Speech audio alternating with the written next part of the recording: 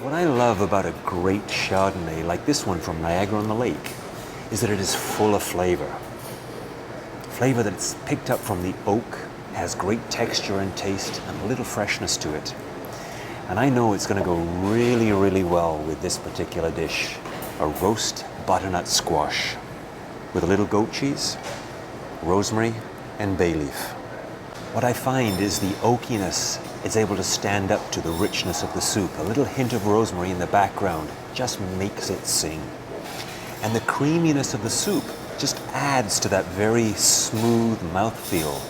And I know the Chardonnay would go really well with almost any kind of fish. A little cream sauce, a little butter sauce, or some pork or poultry with wonderful stone fruit from the Niagara region. What grows together, goes together.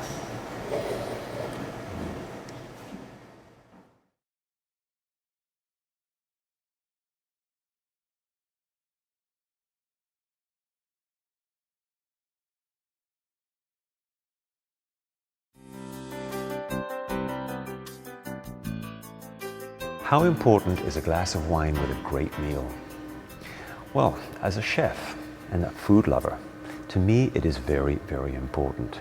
And if you think about it, food and wine has been going together for centuries.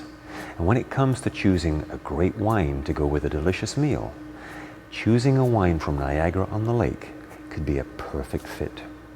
You can find wines that have wonderful, robust flavors, a balance of acidity, deep complexity from older vines. There's such great choice out there that I guarantee you can find a wine from Niagara-on-the-Lake to suit just about any meal. I certainly know I can.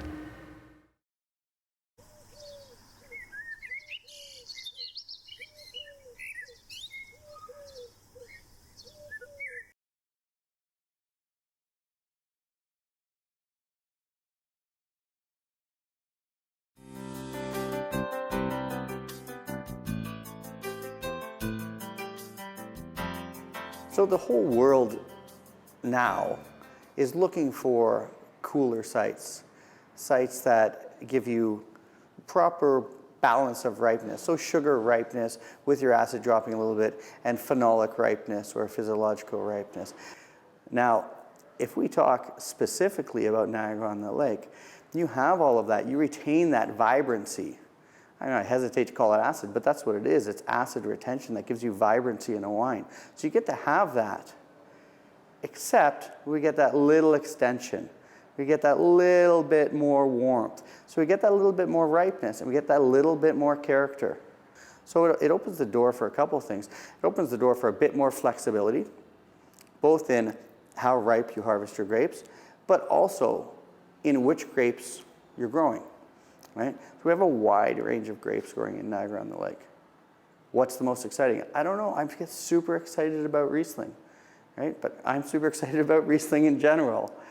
But I find you get that extra honeyed and that extra ripeness. And I think more complexity, quite honestly, right? The same as the best Alsatian Rieslings have. Well, the best Niagara-on-the-Lake Rieslings have. So the wines from Niagara-on-the-Lake, they get that vibrancy. They get that cool climate drinkability that I love in all wines.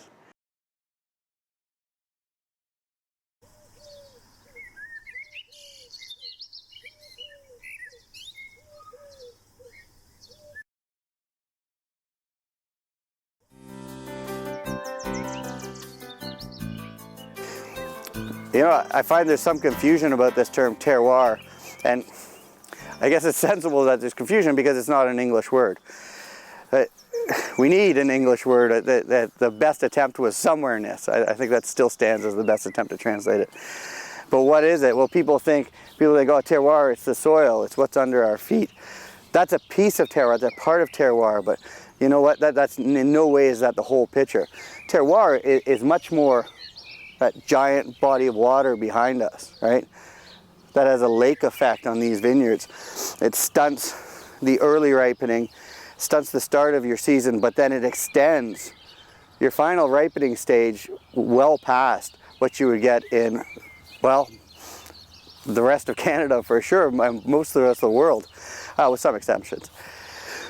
But that's terroir. That's the exciting thing about wine growing in this area or in that area in different appellations. When you get such a profound effect that just changes how the grapes ripen, well, that's terroir. And what do you get in your glass? Something that tastes totally different. Well, that's terroir.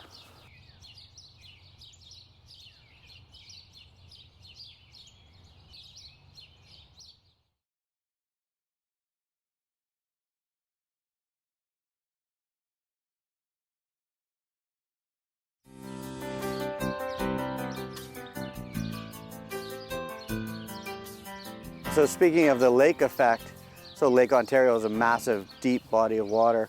It moderates everything and gives you a little bit of more warmth to the end of the season. So you get to have more ripeness. Why is this important? Well, I'll tell you that because ripeness isn't just how sweet are your grapes. It's also how much has your acid dropped. But it's not just that, it's also how much flavor is built up in your grapes. What is the physiological ripeness, or a term we use a lot is, what's the phenolic ripeness of these grapes? So if you get to extend your hang time, or the time that you're leaving your grapes on the vine, you get more of a chance to develop that flavor ripeness, that physiological ripeness. And you're not just getting sweet fruit, you're getting fruit that's sweet, has the right amount of acid, and still has, or now has, much more flavor. And you know what? Your Pinot Noir tastes like Pinot Noir. Your Gewürztraminer tastes like Gewürztraminer. Your Chardonnay tastes like Chardonnay. So you see it here in a bunch like this. How do we tell when we're at physiological ripeness? Well, a lot of times we call it stem and seed ripeness.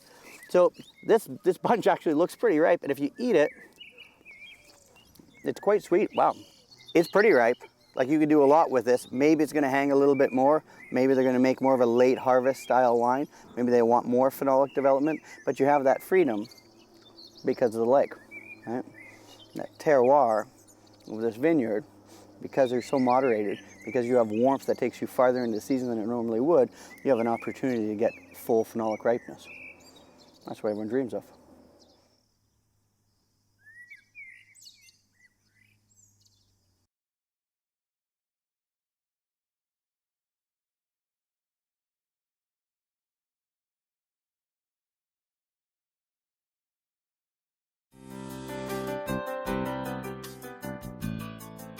There's something exciting happening here in Niagara-on-the-Lake.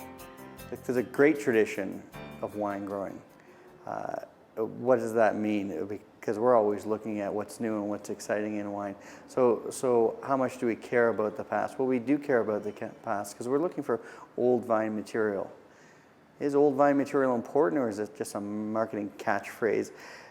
I think it is very important because there's a certain depth of flavor that comes from older vines that you just can't replicate.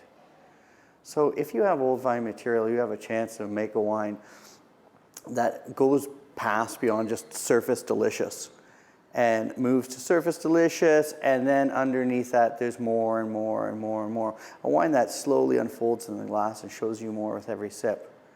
You really can only get that from a vine that has some age on it, right? Can we say we have old vine like they have in Barossa? Well, of course not. But then the vines in Barossa, some of them are beyond peak performance. We have some vines here that are 30 and 40 years old. And to me, depending on the variety, that's when a plant really starts to hit its stride for making intense fruit that gives you that incredible depth of flavor in the finished product.